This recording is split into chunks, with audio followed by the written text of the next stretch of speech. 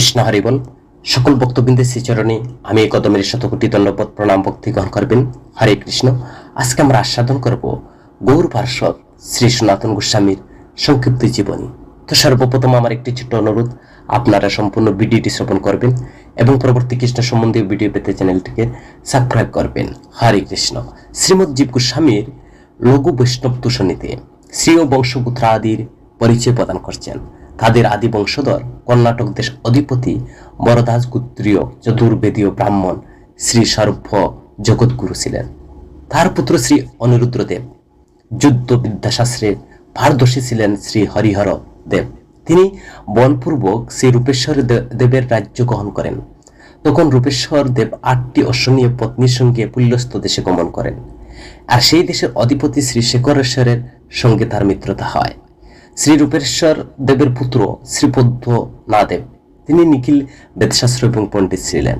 আর শ্রী পদ্মনাদেব শেখরেশ্বরের রাজ্য থেকে গঙ্গা তটে নৈহাটি এসে বসবাস করতে লাগলেন। তার 8টি কন্যা, 5টি পুত্র। পুত্রগণ সকলেই বেদশাস্ত্রের পারদর্শী ছিলেন। তাদের নাম পুরুষোত্তম, জগন্নাথ, নারায়ণ, মুরারি, মুকুন্দদেব। আর ওই মুকুন্দদেবের জ্ঞাতিগণের দ্বারা তিনি উৎপীড়িত হয়ে বাকলাচন্দ্র দ্বীপে এসে বাসগৃহ নির্মাণ করেন। তিনি যশোরের ফতুয়াবাদের যজমান গৃহে সর্বদা যাতায়াত করতেন বলে কোথাও বাসগৃহ নির্মাণ করে রেখেছিলেন। শ্রী মুকুন্দদেবের পুত্র শ্রী কুমার দেব, তার অনেকগুলো সন্তান ছিল। তাদের মধ্যে শ্রী সনাতন, শ্রীরূপ, শ্রী অনুপম বা বল্লভ এরা পরম ভাগবত ছিলেন। শ্রী সনাতন গোস্বামীর জন্ম খ্রিস্টাব্দ 1488 আর শ্রী রূপ গোস্বামীর জন্ম খ্রিস্টাব্দ 1493। তো রাজধানীর গৌড়ের নিকট সাহারকুমা নামক এক ক্ষুদ্র পল্লীতে মাতুল গৃহে তারা পড়াশোনা করতেন। গৌড়ের বাদশাহ হোসেন শাহ সজ্জনের মুখে শ্রী রূপ সনাতনের মহিমা শুনে তাদেরকে মন্ত্রী পদে নিযুক্ত করলেন। অনিচ্ছুক হলেও যবন রাজ্যের বয়ে তারা কার্য করতে বাধ্য হন। বাদশাহ তাদেরকে প্রচুর সম্পত্তি দান করেন। রূপ সনাতন গৌড় রাজ্যের রামখেলিতে বাস করতে লাগলেন। দেশ বিদেশ থেকে বড় বড় পণ্ডিত ব্রাহ্মণ তাদের গৃহে আগমন করতেন। কর্ণাটক থেকে ব্রাহ্মণগণ এলে তাদের থাকার বিশেষ ব্যবস্থা করতেন। গঙ্গার নিকট তাদের বসত ভাটি স্থাপিত হয়। অদ্যপি ওই গ্রাম বট্টভাটি নামে খ্যাত।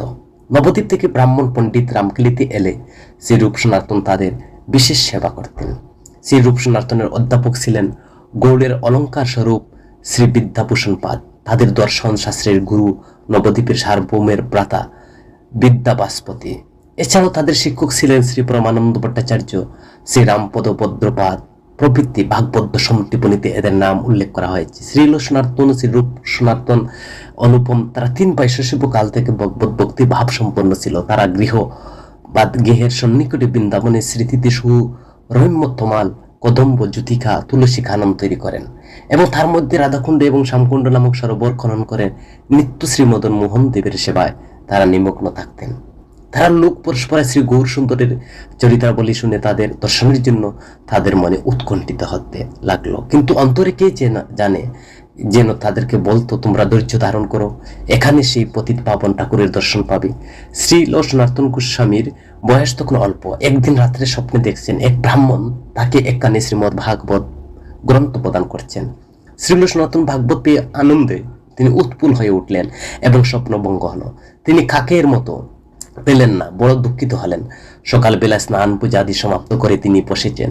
এমন এক সময় এক ব্রাহ্মণ একখানি ভাগবত নিয়ে তার কাছে উপস্থিত হলেন এবং বললেন, তুমি এই ভাগবতখানি নাও, নিত্য অধ্যয়ন করো, সর্বসিদ্ধি হবে। এই কথা বলে ব্রাহ্মণ তাকে ভাগবত দিয়ে চলে গেলেন। যথার্থ ভাগবত প্রাপ্তি শ্রী সনাতন আনন্দের সীমা রইল না।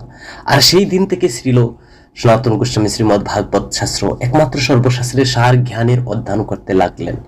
তা শ্রীমদ্ ভাগবতের মহিমা স্তূপে বর্ণনা করা রয়েছে। শ্রীল সনাতন গোস্বামী শ্রীমদ্ ভাগবত শাস্ত্রের তিনি বন্দনা করছেন, আমার একমাত্র সঙ্গী, একমাত্র বন্ধু, গুরু, মহাদন, আমার নিস্তারকারী, আমার ভাগ্যস্বরূপ, আমার আনন্দ স্বরূপ, তোমাকে নমস্কার করি। নদিয়ার প্রাণদন শ্রী গৌর হরি সন্ন্যাসী হয়ে পুরী ধামে গেছেন। আর এই সংবাদ শুনে শ্রীল সনাতন রূপ মূর্ছিত হলেন। এই জীবনে আর দর্শন পাবেন না বলে তারা 2 ভাই কত কান্নাকাটি কেদ করতে লাগলেন। এমন সময় দৈববাণী হলো, তোমরা কেঁদো না, করুণাময় গৌর হরি শীঘ্রই আসছেন। দৈববাণী শুনে তারা আশ্বস্ত হলেন। 5 বছর স্বকীয় পুরীতে অবস্থান করে জননী গঙ্গা দর্শনের জন্য মহাপ্রভু গৌড় দেশে আগমন করলেন। ভক্তগণের সুখের সীমা রইল না। বহুদিন পর গৌরকে পেয়ে শ্রী সচিমাতা সুখে দেহস্মৃতি রহিত হইলেন। তিনি কয়েকদিন রন্ধন করে গৌর সুন্দরকে খাওয়ালেন। প্রভুর শান্তিপুরে শ্রী অদ্বৈত আচার্যের ভবনে কয়েকদিন সুখে থাকবার পর রামকেলি গ্রামে এলেন।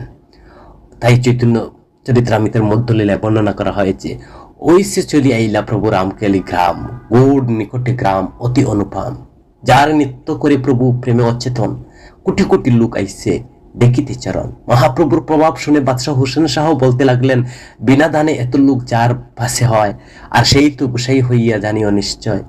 খাজি জবন হইয়া না করিহ হিংসন, আপন ইচ্ছায় বলুন যাহা ওহার মন। মহাপ্রভুর শুভ আগমনে রামকেলি গ্রামের আনন্দে মুখরিত হলো। চতুর্দিক থেকে লোক মহাপ্রভুকে দেখতে আসতে লাগলো। কেশব চৌধুরী বাদশার বিশিষ্ট প্রতিনিধি। তো বাদশাহ তাকে প্রভুর সম্বন্ধে কিছু জিজ্ঞাসা করলেন। কেশব চৌধুরী বললেন, হ্যাঁ শুনেছি একজন ভিখারির সন্ন্যাসী এসেছেন, তার সঙ্গে 2-4 লোক আছে। বাদশাহ বললেন, আপনি কি বলছেন? সহস্র সহস্র লোক তার সঙ্গে চলেছে। এই কথা শুনে কেশব চৌধুরী একটু হাস্য করলেন। চৌধুরীর কথা বাদশার মন প্রসন্ন হলো না। তিনি সনাতনকে জিজ্ঞাসা করলেন। সনাতন বললেন, তুমি আমাকে জিজ্ঞাসা করছো কেন? তোমার মনকে জিজ্ঞাসা করো, যে তোমার রাজ্যে দিল, সে তোমার গোসাই, তোমার দেশে তোমার ভাগ্য জন্ম দিল আসিয়া। তো তুমি সাক্ষাৎ দর্শন করো। মানুষের কি এরূপ শক্তি আকর্ষণ থাকতে পারে? এইরূপ মহা আকর্ষণ করবার শক্তি ঈশ্বর ছাড়া কারো থাকে না।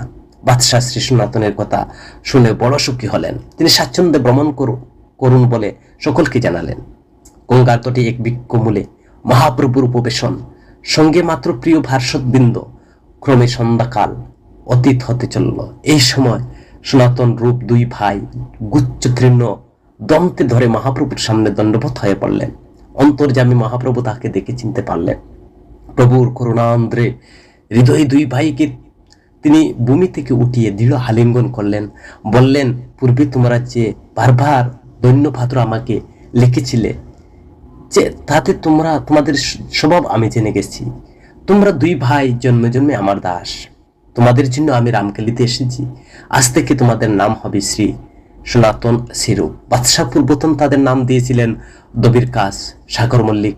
তারপর সনাতন রূপ গোস্বামী সমস্ত গৌর পার্শ্বদের চরণে কৃপা প্রার্থনা করলেন।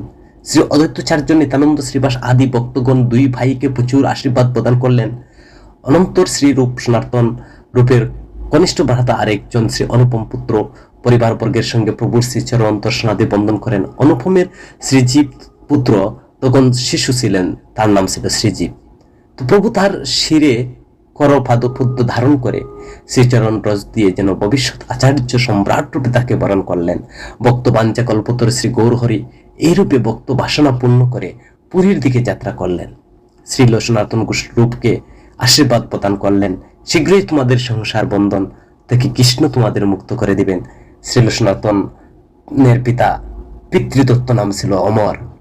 শ্রীরূপের সন্তোষ এবং অনুপমের বল্লভ ছিল। মহাপ্রভু রামকেলি থেকে চলে যাওয়ার পর শ্রীল সনাতন শ্রীরূপ প্রভুর চরণে প্রাপ্তির জন্য তারা 2টি পুরুষ চরণ করলেন। পরিবারবর্গকে তাদের চন্দ্রদ্বীপে পতুয়াবাদে প্রেরণ করলেন। শ্রীরূপ শ্রী অনুপম কিছু ধন রামকেলিতে সনাতনের জন্য রেখে আর সব নৌকায় পরে পতুয়াবাদে নিয়ে গেলেন। আর সেই ধনের কিছুটা স্বজন এবং নিজ পরিবারবর্গের মধ্যে বন্টন করেন। তো মহাপ্রভুর সংবাদ গ্রহণের জন্য যাদের নিযুক্ত করা হয়েছিল, তারা এসে তারা বৃন্দাবন অভিমুখী যাত্রার কথা শ্রী রূপকে বললেন। তিনি শুনে পরম সুখী হলেন এবং অনুপমকে সঙ্গে নিয়ে মহাপ্রভুর সঙ্গে মিলনের চিহ্ন চললেন। ক্রমে চলতে চলতে প্রয়াগে এলেন।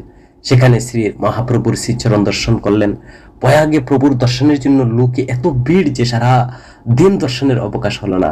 সন্ধ্যাকালে গঙ্গার তটে প্রভুকে দর্শন করে 2 ভাই তারা দৈন্য ভরে দণ্ডবোধ হয়ে পড়লেন। প্রভু দেখে চিনতে পারলেন। তুমি তো উঠে তাদেরকে আলিঙ্গন করে সমস্ত কথা জিজ্ঞাসা করলেন। তারা সনাতন অন্যান্য যাবতীয় সংবাদ বললেন। মৃদু হাস্য করে প্রভু বললেন, শীঘ্রই সনাতনের বন্ধন মুক্তি হবে। ত্রিভুবনীতে মহাপ্রভুর সন্নিকটে শ্রী রূপ অনুপম অবস্থান করলে এবং তার উপদেশ শুনতে লাগলেন। তখন শ্রীল বল্লভাচার্য ত্রিবেণীর পর আড়াইয়া গ্রামে বাস করতেন। একদিন তিনি প্রভুকে আমন্ত্রণ করে নিজ গৃহে নিয়ে যান। প্রভুর সঙ্গে শ্রী রূপ অনুপম গেলেও মহাপ্রভু শ্রী বল্লভাচার্যের কাছে শ্রীরূপের পরিচয় করিয়ে দিলেন। শ্রী বল্লভাচার্য তাদের আলিঙ্গন করতে উদ্যত হলেন, কিন্তু তার দৈন্য দূর করার জন্য সরে যান। তা দেখে বল্লভাচার্য পরম সুখী হলেন। প্রভু চলনা করে বললেন, আপনি ওদেরকে স্পর্শ করুন না। তদন্তরে বল্লভাচার্য বললেন, এই দুই অদম্য হে সর্বোত্তম, ওদের বদনে সর্বদা কৃষ্ণ নাম নৃত্য করছে। আর দুই ভাই আচার্য দণ্ডবোধ করলেন। আচার্য তাদের স্নেহ আলিঙ্গন করলেন এবং বহু প্রশংসা করতে লাগলেন। মহাপ্রভু ত্রিবেণীতে অত্যাধিক লোকের ভিড় দেখে দশাশ্বমেধ ঘাটে এলেন। তথায় 10 দিন অবস্থান করে শ্রী রূপ গোস্বামীকে যাবতীয় ভাগবত তত্ত্বসার উপদেশ প্রদান করলেন। প্রভু কহে, শুনো রূপ ভক্তিরসের লক্ষণ, সূত্ররূপে কহি বিস্তার না যায় বর্ণন। পারাবার শূন্য গভীর ভক্তির রস সিন্ধু, আর তোমায় চাখাইতে তার কহি এক বিন্দু। মহাপ্রভু বলেন, হে রূপ, তোমার কাছে ভক্তিরসের লক্ষণ সকল সূত্রাকারে বলছে, তা শোনো। কোটি জ্ঞানীর মধ্যে একজন মুক্ত শ্রেষ্ঠ, কোটি মুক্তের মধ্যে একজন কৃষ্ণ ভক্ত শ্রেষ্ঠ। শ্রীকৃষ্ণ ভক্ত নিষ্কাম শান্ত, কর্মী জ্ঞানী যোগী প্রভৃতি অশান্ত, ধর্ম অর্থ কাম মুখ্য কামী। জীবের স্বরূপ অতি সূক্ষ্ম, জীব চিৎকণা ব্রহ্মের অনুশক্তি। জীব সুকৃতির ফলে সাধুসঙ্গ পেলে স্বরূপ জ্ঞান লাভ করতে পারে। ভববন্ধন তখন নাশ হয়, সদ্গুরুর কৃপা জীব ভক্তিলতার বীজ শ্রীকৃষ্ণ মন্ত্র প্রাপ্ত হয়। যে সেই জীব হৃদয় ক্ষেত্রে বপন করে নিত্য শ্রবণ কীর্তন জল সেচন করতে থাকলে ভক্তিলতা বর্ধিত হয়ে পুত্র পুষ্প ভা সুবসিত হয়ে ব্রহ্মলোক বৈকুণ্ঠ ভেদ করে গোলকে পৌঁছায়। ভজনকারী মালিক তথা সুখী প্রেম ফল আস্বাদন করতে পারে। ভক্তির 3টি অবস্থা: সাধন, ভাব, প্রেম। প্রেম ভক্তি যত গাঢ় হয় তত স্নেহ, মান, প্রণয়, রাগ, অনুরাগ, ভাব, মহাভাবের উদয় হয়। ভক্তিভেদের অতি 5 প্রকার: শান্ত, দাস্য, সাক্ষ্য, বাৎসল্য, মধুর। শান্ত ভক্ত নবযুগেন্দ্র, সনকাদি। আর দাস্য ভক্ত ব্রহ্মা, শিব, নারদ, ব্রজের রক্ত পত্রাদি। আর সাক্ষ্য ভক্ত অর্জুন, ভীম, ব্রজের সুবল, শ্রীদাম আদি। আর বাৎসল্য ভক্ত বসুদেব, দেবকী, নন্দ, যশোদা। মধুর ভক্ত ব্রজে কুপিগণ, দ্বারাকার রক্ষিণী, সত্যভামা আদি। তো এই ভক্তি রসে করিলাম দিগদর্শন, উহা বিস্তার মনে করিহ ভাবন। ভাবিতে ভাবিতে কৃষ্ণ স্ফুরে অন্তরে, আর কৃষ্ণ কৃপায় অজ্ঞ পায় রস সিন্ধু পারে। তো মহাপ্রভু শ্রীরূপকে এই সমস্ত উপদেশ দেওয়ার পর তাদেরকে বৃন্দাবনে যেতে আদেশ করেন। তিনি বারাণসীর দিকে যাত্রা করলেন। আর শ্রীরূপ অনুপম 2 ভাই প্রভুর বিচ্ছেদ ব্যতীত হৃদয়ে বৃন্দাবনের দিকে চলতে লাগলেন। সনাতনের গৃহত্যাগ।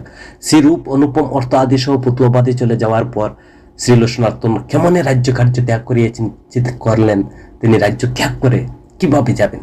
বাদশাহ শ্রী সনাতন এবং রূপের উপর রাজ্য চালাবার সমস্ত ভার অর্পণ করে রেখেছিল, তাদের নিয়ে তার রাজ্য। তো শ্রী সনাতন রাজদরবারে যাওয়া বন্ধ করলেন। শরীর অসুস্থ বলে রাজাকে জানালেন। তা শুনে হোসেন শাহ সনাতনের কাছে বৈদ্য পাঠালেন। বৈদ্য দেখলেন সনাতন 15-20 জন পণ্ডিত গৃহে নিয়ে তিনি শাস্ত্র আলোচনা করছেন। রাজবৈদ্য সনাতনের শরীরের পরীক্ষা করলেন, কিন্তু কোনো রূপ দেখতে পেলেন না। এই খবর বৈদ্য বাদশাহকে দিলেন। আর বাদশাহ তার মনের ভাব কিছু বুঝতে না পেরে স্বয়ং তার গৃহে এলেন। সনাতন বাদশাহকে দেখে পণ্ডিতগণ সহ গাত্র উত্থান করলেন এবং বসবার জন্য তাকে উত্তম আসন দিলেন। বাদশাহ বললেন, তোমার কাছে বৈদ্য পাঠিয়েছি। বৈদ্য বলল, তোমার দেহে কোনো রোগ নেই, তো আমার সমস্ত কাজ তোমাকে নিয়ে, অথচ তুমি সব ত্যাগ করে ঘরে বসে আছো।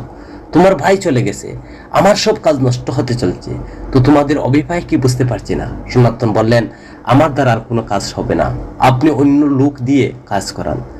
তার কথা শুনে যবনরাজ ক্ষুব্ধ হয়ে, তোমরা আমার যাবতীয় কাজ নষ্ট করলে। শ্রী সনাতন বললেন, তুমি স্বতন্ত্র গৌড়েশ্বর, যা ইচ্ছা তা করতে পারো। যে যেমন কাজ করে বিচার করে তদ্রূপ আপনি শাস্তি প্রদান করো। এই কথা শুনে গৌড়ের ক্রোধ ভরে গাত্র উত্থান করলেন এবং সনাতনকে বন্দী করে খাজিকে আদেশ দেন। আর এই সময় বাদশাহ উড়িষ্যার দেশ জয় করবার জন্য যাত্রা করেছিলেন। তিনি সনাতন তার সঙ্গে যেতে বললেন। সনাতন বললেন, তুমি দেবতা ও সাধুদের দুঃখ দিবার জন্য যাচ্ছ, আমি তোমার সঙ্গে যাব না। বাদশাহ উড়িষ্যার দিকে যাত্রা করলেন। এমন সময় শ্রীল সনাতন এবং রূপের একখানি পত্র পেলেন। তিনি লিখছেন, তুমি যে কোনো রকম ভাবে বা যে কোনো অবস্থায় বন্দী অবস্থা থেকে ছুটে এসো। মুদির করে 800 মোহর আছে। অনুপমকে বা বল্লভকে সঙ্গে নিয়ে আমি বৃন্দাবনের অভিমুখে যাত্রা করলাম। পত্র পেয়ে শ্রী সনাতন পরম সুখী হলেন। অনন্তর শ্রী সনাতন বন্দিশালে রক্ষক অনুনয় করে বললেন, তুমি আমার কিছু উপকার করো। তুমি একজন জিন্দাপীর, তোমার কেতাব কোরআন শাস্ত্রের বিশেষ জ্ঞান আছে। তুমি যদি ধর্ম প্রচার করে একজন বন্দীকে মুক্ত করে দাও, ঈশ্বর তোমার অনেক উপকার করবেন। পূর্বে আমি তোমার অনেক উপকার করেছি, এখন কিছু প্রত্যুত উপকার করো। তোমাকে 5000 মুদ্রা দেব, পুণ্য অর্থ দুইটাই দেব, দুইটাই লাভ হবে আপনার। কারাগারে রক্ষক বললেন, হ্যাঁ মহাশয়, আপনাকে ছাড়তে পারি, কিন্তু বাদশাহ যদি জানতে পারে আমার অর্থ প্রাণ দুইটাই নষ্ট হবে। সনাতন বললেন, তুমি কোনো ভয় করো না, আমি দেশে থাকবো না, দরবেশ হয়ে মক্কা মদিনায় চলে যাব। তুমি বাদশাহকে বলবে সহজ করতে গিয়ে লোহ বেড়ি জালে পড়ে কোথায় ডুবে গেছে, অনেক খোঁজ করে পাওয়া গেল না, তোমাকে 7,000 মুদ্রা দিতে প্রস্তুত আছি। 7,000 মুদ্রা থেকে কারারক্ষকের লোভ হলো, লোহ ভেড়ি কেটে রাত্রে গঙ্গা পার করে দিল। সনাতন এবার মুক্ত হলেন, আর হাজপথ ত্যাগ করে বনপতি এক বুত্ত সহ পাতলা পর্বতে এলেন। তো তাই এক ডাকাতের সর্দার ভুয়া বাস করতেন। তো তার সঙ্গে এক হাত গণক ছিল, সে গণনা করে কার কাছে কত অর্থ আছে বলে দিতে পারত, এবং প্রতীককে খুন করে বুইয়া তার অর্থ কেড়ে আত্মসাৎ করতে। এবং সনাতন বুইয়াকে বললেন, মহাশয়, কৃপা করে আমার এই পর্বতটি পার করে দিন। বুইয়া বলল, আপনাকে রাত্রে পার করে দেব, এখন রান্না করে ভোজনাদি করুন। রন্ধনের ব্যবস্থা করে দিল। সনাতন 2 দিন পরে রন্ধন ভোজনাদি করলেন। রাজমন্ত্রী এবং সনাতন চিন্তা করলেন, এই বুইয়া আমাদের এত যত্ন করছে কেন? বুতো ঈশানকে জিজ্ঞাসা করলেন, তোমার কাছে অর্থ করি আছে কিনা? ঈশান বললেন, 60টি স্বর্ণমুদ্রা মোহর আছে। ঈশানকে একটু ক্রোধ করে বললেন, তুমি সঙ্গে এই খাল জম এনেছে কেন? তারপর সর্দার বুইয়াকে ডেকে মোহরগুলো তার হাতে দিয়ে বললেন, দয়া করে আমাদেরকে এখান পার করে দিন। সর্দার বললেন, স্বামী আমাকে রক্ষা করেছেন, রাত্রে আপনাদের খুন করে এই মোহর নিতাম, আমি সুখী হয়েছি, মোহর চাই না, পর্বত পার করে দেব। সনাতন বললেন, মহাশয়, আপনি আমাদের রক্ষা করুন, মোহের নিয়ে পর্বতে পার করে দিন, নতুবা অন্য কেউ এই অর্থের লোভে আমাদের খুন করবে। তো অন্ততপর সর্দার 4টা ফাইক সঙ্গীত দিয়ে রাত্রি থাকতে সনাতনকে পর্বত পার করে দিলেন। সনাতন পর্বত পার হয়ে ঈশানকে পুনঃ জিজ্ঞাসা করলেন, তোমার কাছে আর কিছু আছে নাকি? ঈশান বললেন, আর একটি মোহর আছে। সনাতন বললেন, এটি নিয়ে তুমি ঘরে ফিরে যাও। সনাতন বুদ্ধকে বিদায় দিয়ে সম্পূর্ণ নিঃসঙ্গ হলেন। হাতে করুয়া, ঘায়ে ছেঁড়া খাতা, মুখে হরির নাম, জীবনী কত ঐশ্বর্য বুক করেছেন, তাতে কখনো এত আনন্দ পাননি। আজ নিঃসঙ্গভাবে সেই আনন্দ পাচ্ছেন। ক্রমে চলতে চলতে সন্ধ্যাকালে হাজিরপুরে এলেন এবং গঙ্গাতে স্নান করে তটে এক উদ্যানের মধ্যে বসলেন। সূর্যদেব অস্তাচলে প্রবেশ করছেন। পশ্চিমে গণ অরুণ রঙের অরুণ বর্ণ হয়ে উঠেছে। পক্ষী সকলে কলেবর করতে করতে আলোয় প্রবেশ করছে। গঙ্গা উভয় তটে বৃক্ষ শ্রেণীতে শোভা পাচ্ছে। আর বিশ্বনাথের রচিত এমন সুন্দর সৃষ্টি দেখে সনাতনের হৃদয়ে যেন শ্রী হরির চরণে ভজন করার জন্য ব্যাকুল হয়ে উঠলেন। হাজিপুরে সনাতনের ভগ্নিপতি শ্রীকান্ত থাকতেন। তিনি বাদশার জন্য অশ্ব খরিদ করে পাঠাতেন।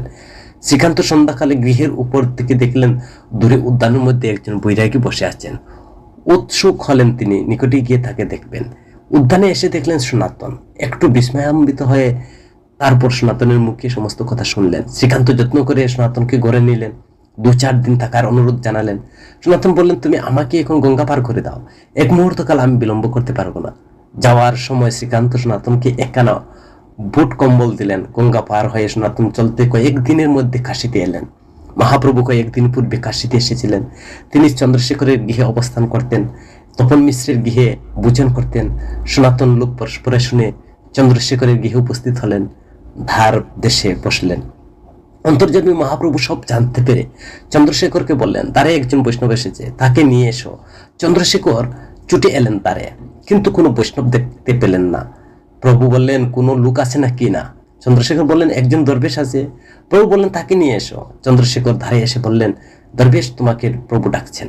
সনাতন আনন্দের সীমা রইল না, নয়ন দিয়ে প্রেমাশ্রু পড়তে লাগলো। গৃহে প্রবেশ করলেন, দেখলেন প্রভু ভক্ত সঙ্গে বসে আছেন। সনাতন অঙ্গনে ষাট্টাঙ্গে দণ্ডবোধ হয়ে পড়লেন। প্রভু দ্রুত গাত্রোত্থান পূর্বক তাকে তুলে আলিঙ্গন করলেন। প্রেম অশ্রু নয়নে সনাতন বললেন, প্রভু, আমি পাপী, নীচ, অধম, আমাকে স্পর্শ করো না। প্রভু জোরপূর্বক তাদের অঙ্গ মার্জন করতে লাগলেন। বললেন, প্রভু, হে তোমার স্পর্শী আত্মপবিত্রী ভক্তি বলে ভারো তুমি ব্রহ্মাণ্ড সতীতে।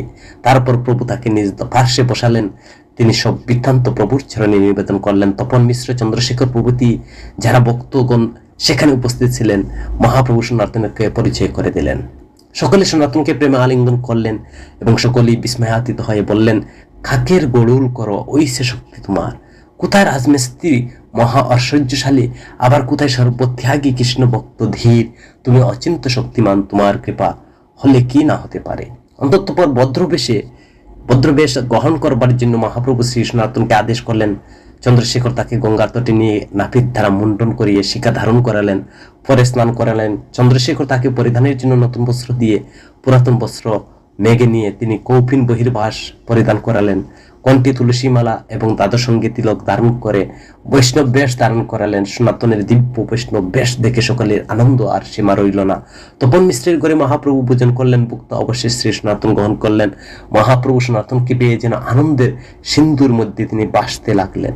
সনাতন গোস্বামীকে তার ভগ্নিপতি শ্রীকান্ত যে বুট কম্বল দিয়েছিলেন তা ত্যাগের উপায় চিন্তা করে তিনি গঙ্গার তটে এলেন। দেখলেন এক গৌরী খাতা ধুয়ে শুকাতে দিয়েছে। তাকে বললেন, ভাই তুমি আমার এই এক উপকার করবে? গৌরী বললেন, কি উপকার করতে পারি? সনাতন বললেন, আমার কম্বলটি নিয়ে তোমার খাতাটি আমাকে দাও। গৌরী বলল, আপনি বৈব্য লোক হয়ে এত পরিহাস করছেন কেন? সনাতন বললেন, পরিহাস নয়, সত্য বলছি। এই বলে তাকে বুট কম্বলটি দিয়ে খাতাটি নিয়ে এলেন। অন্তর সেটি গলায় পেতে প্রভুর শ্রীচরণে এসে দণ্ডবোধ করলেন। প্রভু জিজ্ঞাসা করলেন, সনাতন তোমার বট্ট কম্বল কোথায় গেল রে? সনাতন কুলে বললেন সব কথা। প্রভু বললেন, কৃষ্ণ বৈদ্য শিরোমণি তোমার শেষ রূপ কেন রাখবেন? তিনি আমায় কুবিষয় গর্ত থেকে উদ্ধার করেছেন, তিনি আমার শেষ বিষয় রূপ নষ্ট করলেন। উত্তর দিলেন সনাতন, 3 মুদ্রা বুট ঘায় মধু করি গ্লাস, ধর্ম হানি হয় লোকে করে উপহাস। অনন্তর শ্রী সনাতন গোস্বামী মহাপ্রভুর কাছে জিজ্ঞাসা করতে লাগলেন, হে প্রভু, কি আমি কেনে আমায় যারে তাপত্র উহা না জানি কেমনে হিত হয়, সাধ্য সাধন তত্ত্ব পুষিতে না জানি, কৃপা করি সব তত্ত্ব কহ আপনি। মহাপ্রভু বলতে লাগলেন, কৃষ্ণের কৃপা তোমার পূর্ণভাবে আছে, তোমার কোনো তাপ নেই, তুমি কৃষ্ণ ভক্তি কৃষ্ণ তত্ত্ব সবই জানো, তথাপি দৃঢ়তার জন্য পূর্ণ জিজ্ঞাসা করছো, এটি তোমার সাধুর স্বভাব। তত্ত্ববস্তু সাধুগণ জানলে উত্তম ব্যক্তির নিকট দৃঢ়তার জন্য পুনঃ পুনঃ জিজ্ঞাসা করেন। জীবের স্বরূপ হয় কৃষ্ণ নিত্য দাস, কৃষ্ণের তটস্থা শক্তি বেদাবেদ প্রকাশ। জীবের স্বরূপগত কৃষ্ণের দাস অনুশক্তি, শ্রীকৃষ্ণের সেবা তার স্বরূপ ধর্ম। ঈশ্বরের সঙ্গে জীবের বেদ অভেদ অচিন্তর স্বরূপ। কৃষ্ণ মায়াধীশ, জীব মায়াবশ, কৃষ্ণ সূর্য সদৃশ, জীব কিরণ করুণ সদৃশ। শ্রীকৃষ্ণের অনন্ত শক্তির মধ্যে চিৎ শক্তি, জীব শক্তি, মায়া শক্তি, এই 3 শক্তি প্রদান। কৃষ্ণ মায়াবদ্ধ জীবের উদ্ধারের জন্য সাধু শাস্ত্র গুরু বর্গের বা গুরুরূপে অবতীর্ণ হন। বেদ শাস্ত্র একমাত্র উদ্দেশ্য শ্রীকৃষ্ণ ভজন করা। তো বেদ শাস্ত্রে ত্রিবিধ তত্ত্বের কথা বলা হয়েছে। সম্বন্ধ অবিদেয় প্রয়োজন, কৃষ্ণ সম্বন্ধ তত্ত্ব, ভক্তি অবিদেয়, কৃষ্ণ প্রেম প্রয়োজন তত্ত্ব। ভক্তি সাধন 2 প্রকার, বৈদিক সাধন ভক্তি, রাগানুরাগ ভক্তি। তো বৈদিক সাধন ভক্তি 64 প্রকার। এর মধ্যে সাধুসঙ্গ, নাম সংকীর্তন, ভাগবত শ্রবণ, মথুরাবাস, শ্রদ্ধাপূর্বক শ্রীমূর্তি সেবা, এই 5টি অঙ্ক শ্রেষ্ঠ। 2 মাস ধরে মহাপ্রভু শ্রী সনাতন গোস্বামীর নিকট সমস্ত ভাগবত সার উপদেশ প্রদান করলেন এবং বললেন, এই সমস্ত সিদ্ধান্ত চিন্তা করে ভক্তির শাস্ত্র রচনা করো। তোমরা 2 ভাই রূপ অনুপম বৃন্দাবনে চলে গেছে, তুমি তথায় গিয়ে গমন করো, আমি নীলাচলে চলে যাচ্ছি, সময় মতো তোমাদের নীলাচলে চলে এসো। মহাপ্রভুর একথা বলে ভক্তদের কাছ থেকে বিদায় নিলেন। প্রভুর বিরহে ভক্তগণ ক্রন্দন করতে লাগলেন, আর সনাতন কাশী ভাষী ভক্তগণের থেকে বিদায় নিয়ে বৃন্দাবন অভিমুখে চললেন। রূপ সনাতন আদিশ পূর্বে তারা সুবুদ্ধি রায় বৃন্দাবনে এসে বাস করেছিলেন। কয়েক মাস বৃন্দাবনে বাসের পর শ্রী রূপ অনুপম মহাপ্রভু দর্শনের জন্য নীলাচল অভিমুখে যাত্রা করলেন। গৌড় দেশে গঙ্গা তটে পৌঁছলে আকস্মিকতা শ্রী অনুপম সদাম বিজয় করেন। শ্রীরূপ তার অন্ত্যেষ্টিক্রিয়া আদি করে বিষয় কার্য ব্যাপারে গৌড় দেশে নিজে গৃহে এলেন। কয়েকদিন পরে তিনি পুনঃ পুনঃ নীলাচলের দিকে চলতে লাগলেন। ক্রমে উড়িষ্যা সত্যভামা পুরে এসে এক রাত তথা এক ব্রাহ্মণ গৃহে বিশ্রাম করেন তিনি। শ্রীকৃষ্ণ লীলা বিষয়ে এক নাটক শ্রীরূপ গোস্বামী বৃন্দাবন থেকে লিখতে আরম্ভ করেছিলেন, আর নাটকের বিষয়ে ভাবনা করতে করতে তিনি চলছিলেন। সত্যভামাপুরে শ্রী সত্যভামা দেবীর স্বপ্নে শ্রীরূপ গোস্বামীকে বললেন, আমার নাটক পৃথকভাবে রচনা করো। শ্রীরূপ বুঝতে পারলেন সত্যভামা দেবী দর্শন দিয়ে বৈজপুর দ্বারকাপুর লীলা একত্রে বর্ণন করতে নিষেধ করছেন। তখন তিনি 2 নাটকের নান্দি শ্লোক ভিন্নভাবে রচনা করেন। ক্রমে চলতে চলতে পৌঁছালেন নীলাচলে। দূর থেকে জগন্নাথ মন্দিরের চূড়া দেখে ভক্তি গদগদ চিত্তে দণ্ডবোধ করলেন। তারপর লোক পরস্পর কবর নিয়ে শ্রী হরিদাস ঠাকুরের কুটিরে এলেন। পূর্বে তার কথা মহাপ্রভু শ্রী হরিদাসকে বলেছিলেন। সে রূপ হরিদাস ঠাকুরের বন্দনা করতেন। হরিদাস ঠাকুর অতি স্নেহ করে সেই রূপকে আলিঙ্গন করলেন। কিন্তু কুশল বার্তা জিজ্ঞাসা করবার পর মহাপ্রভু এখন আসবেন। মহাপ্রভু আগমন হলে দুইজন আনন্দ উৎপুল হয়ে দণ্ডবোধ করবেন। মহাপ্রভু শ্রী রূপ গোস্বামীকে ভূমি থেকে উঠিয়ে দৃঢ় আলিঙ্গন করলেন, পাশে বসিয়ে বিবিধ কথা জিজ্ঞাসা করতে লাগলেন। সনাতনের কথা জিজ্ঞাসা করে এবং শ্রী রূপ বললেন তার সঙ্গে দেখা হয় নাই। প্রভু বললেন, কাশীতে আমার কাছে 10 দিন থাকার পর সনাতন বৃন্দাবনে গেছে। অনুপম গঙ্গা প্রাপ্তির কথা শুনে প্রভু বড় খেদ করে বললেন ইষ্টদেবের প্রতি তার প্রগাঢ় নিষ্ঠা ছিল। অন্ততপর সেই রূপকে শ্রী হরিদাস ঠাকুরের কাছে থাকতে আদেশ করেন। প্রভু নিজ স্থানে এলে গোবিন্দকে এইরূপ ভাবে তিনি প্রসাদ পাঠাতেন। তো দ্বিতীয় দিন মহাপ্রভু প্রধান প্রধান ভক্তকে সঙ্গে নিয়ে হরিদাস ঠাকুরের কুটিরে এলেন। নিত্যানন্দ, অদ্বৈত, রামানন্দ, সার্বভৌম প্রভৃতি সেই রূপের পরিচয় প্রদান করলেন। সেই রূপ অতি ধন্যের সহিত সকলের সঙ্গে দণ্ডবোধ করলেন, তাদেরকে আশীর্বাদ করলেন। মহাপ্রভু স্বয়ং ভক্তদের কাছে সেই রূপের কৃপা ভিক্ষা চাইলেন। অন্যান্য বারের মতো এবারও মহাপ্রভু গুন্ডিচা মার্জনের উৎসব এবং আইটিটাতে ভোজন উৎসব করলেন। রথযাত্রা মহোৎসব মহাপ্রভু ভক্তগণকে নিয়ে মহানৃত্য গীত কীর্তন মহোৎসব করলেন। শ্রীরূপ সমস্ত দর্শন করলেন। একদিন মহাপ্রভু একটি শ্লোক বললেন, কৃষ্ণে বাহির নাহি করিও বৈজ হইতে, ব্রজ ছাড়ি কৃষ্ণ কবু না যান কাহাতে। তো এই অকস্মাৎ শ্রী রূপের কাছে বললেন, মহাপ্রভু চলে গেলেন। তো রূপ শুনে খুবই চমৎকৃত হলেন, বললেন যে অন্তর্যামী মহাপ্রভু সব জানতে পেরেছেন। সত্যভামা দেবী এই কথা বলেছিলেন, ব্রজপুর লীলা, দ্বারকাপুর লীলা এখন থেকে পৃথক পৃথক লিখব। রথযাত্রাকালে মহাপ্রভু এক শ্লোক পাঠ করেন। বাস্তব অর্থ এক শ্রী স্বরূপ দামোদর প্রভু জানতেন, অন্য কেউ জানে না। আর শ্রীরূপ সেই শ্লোক শুনে অনুরূপ একটি শ্লোক রচনা করে চলে গুজে রেখে সমুদ্রে স্নান করতে গিয়েছিলেন। এমন সময় মহাপ্রভু এলেন। উপরের দিকে দৃষ্টিপাত করতেই ছালে গোজা তালপত্রে সেই শ্লোকটি দেখতে পান। তো শ্লোক বের করে প্রভু পাঠ করতে লাগলেন, যেন অমৃতের ধারা, যেন হস্তক্ষর, তেমনি রসের পরিপাটি আপন মনের কথা। মহাপ্রভু ভাবে আবিষ্ট হইয়া আসছেন। এমন সময় শ্রী রূপ সমুদ্র স্থান থেকে বেরিয়ে এসে মহাপ্রভুকে দণ্ডবোধ করলেন। মহাপ্রভু তো তাকে এক ছড় মারলেন, জড়িয়ে ধরে বললেন, গুড় মোহর হৃদয়ে তুমি জানিলা কেমনে। তো প্রভু শ্লোকটি স্বরূপ দামোদরকে দেখালেন। তো শ্লোক পড়ে স্বরূপ দামোদর মহাপ্রভুর দিকে তাকাতে লাগলেন। মহাপ্রভু বললেন, রূপ আমার অভিপ্রায় কি রূপে জানল?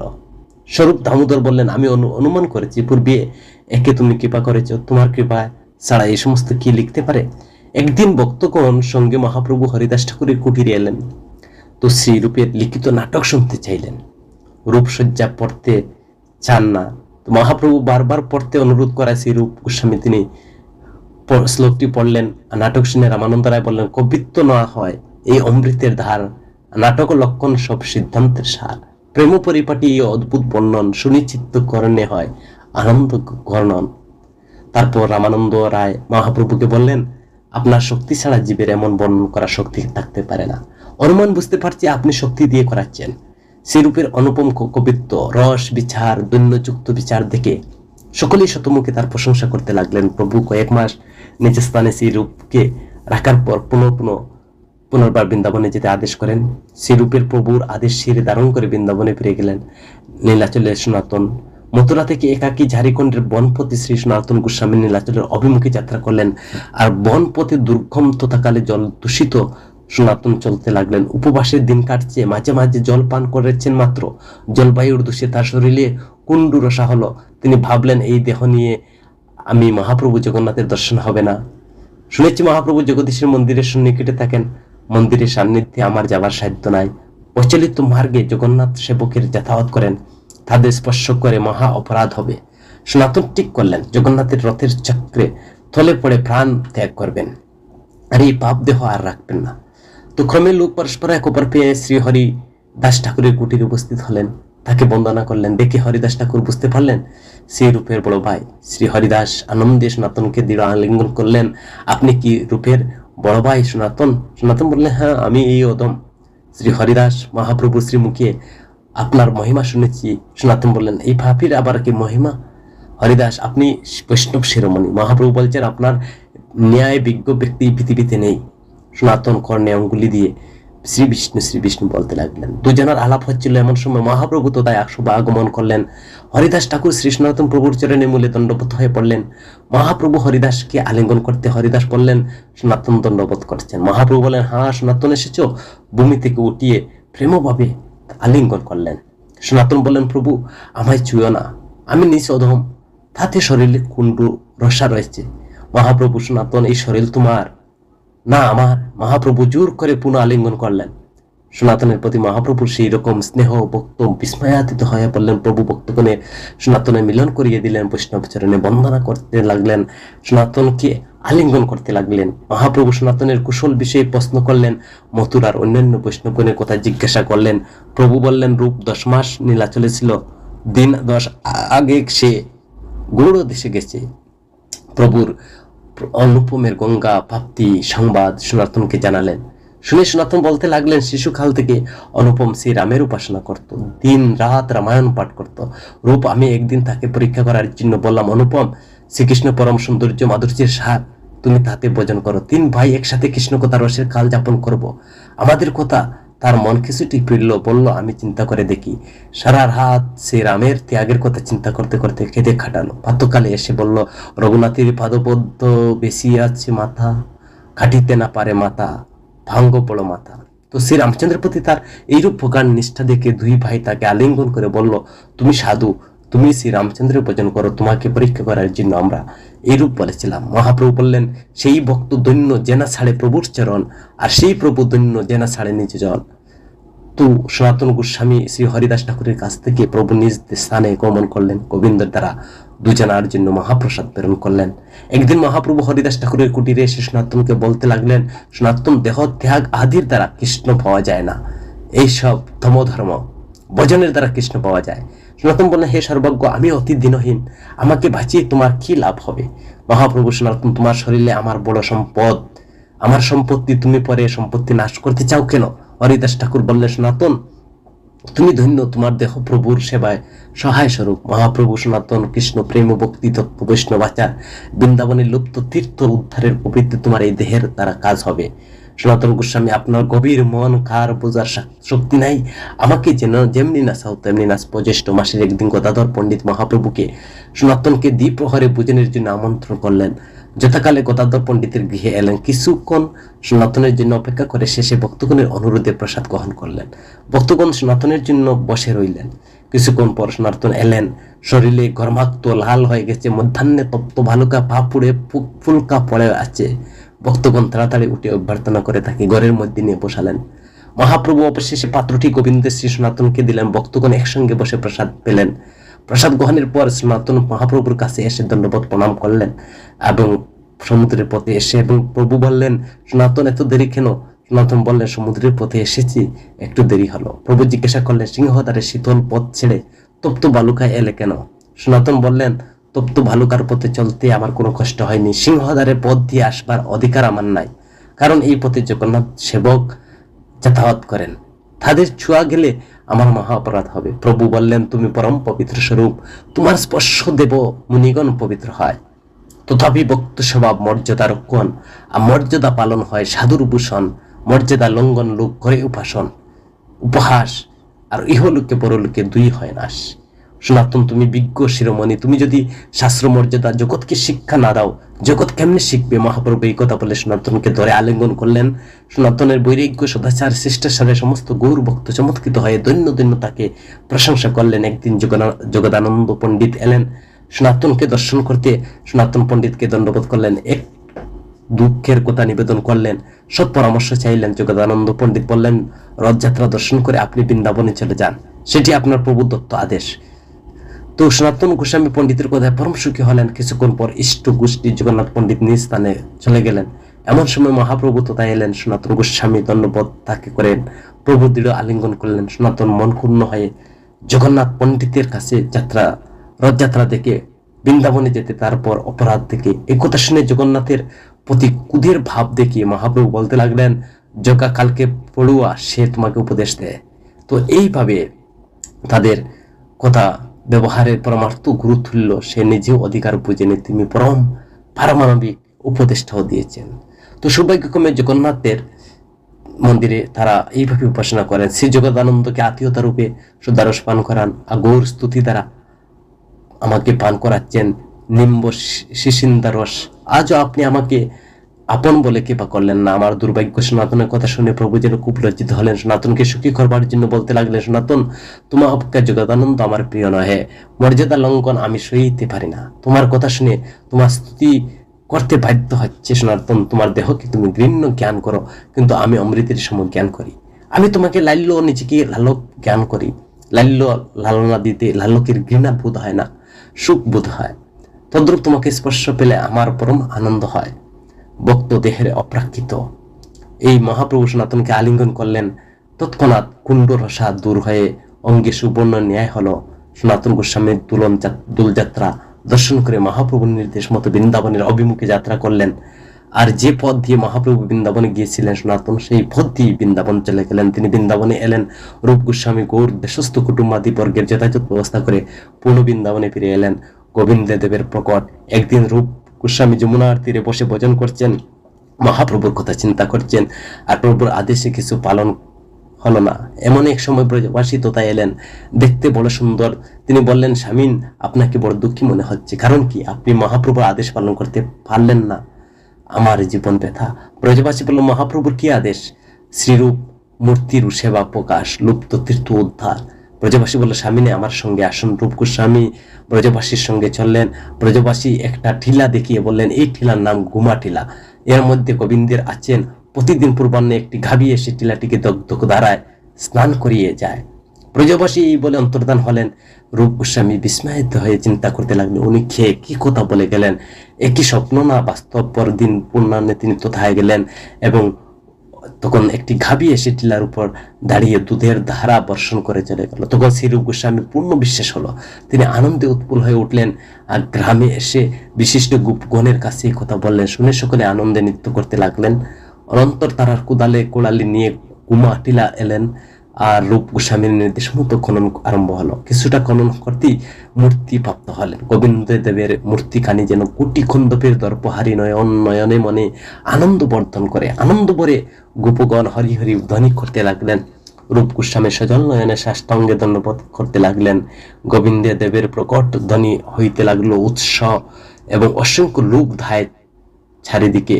ব্রজবাসীগণ এবং গোপগণ আনন্দ ভরে ভরে ভাবে দুধ, চাল, তরকারি প্রভৃতি আনতে লাগলেন।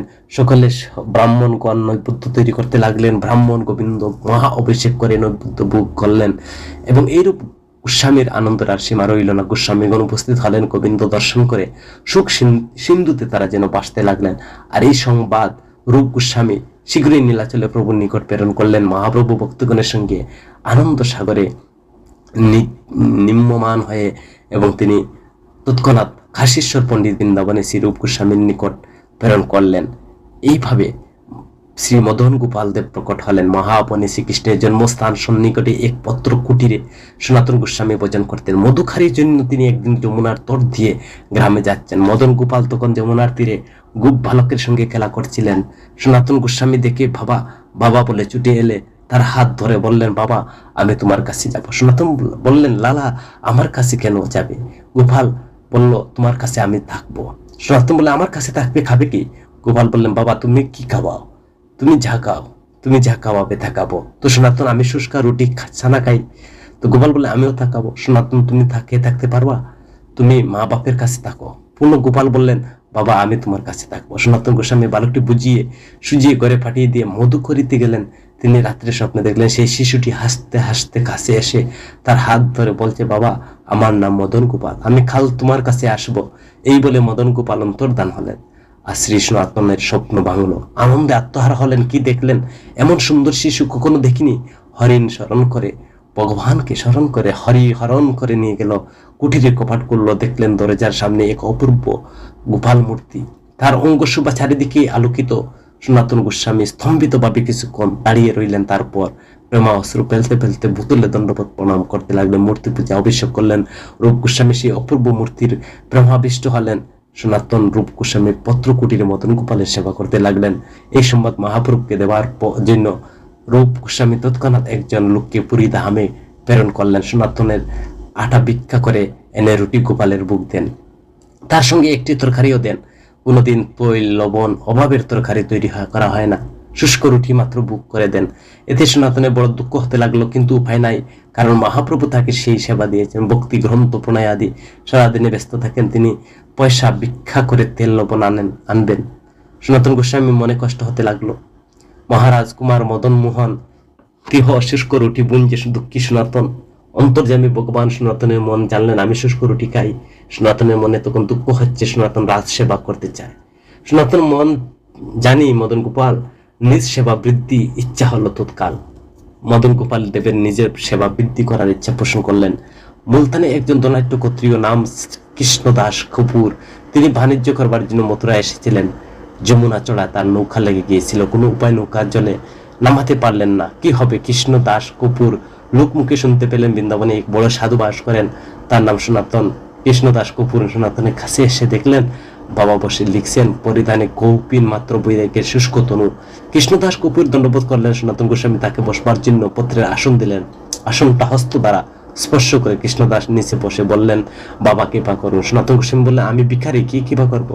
কৃষ্ণদাস কপুর বললেন, কেবলমাত্র আপনার আশীর্বাদ প্রার্থনা করে, যমুনা ছড়ায় আমার নৌকা লেগে গেছে, কোনো উপায় সরে না। সনাতন, আমি তো কিছুই জানি না, এই মদন গোপালকে সব কথা বলুন। কৃষ্ণ দাস দণ্ডবোধ করে, মদন গোপাল দেব, তোমার কৃপা যদি ছাড়া থেকে নৌকা সরে এবার যত লাভ হবে সব তোমার জন্য দিয়ে দেব। এইরূপ প্রার্থনা করে কপুর শেঠ বিদায় হলো।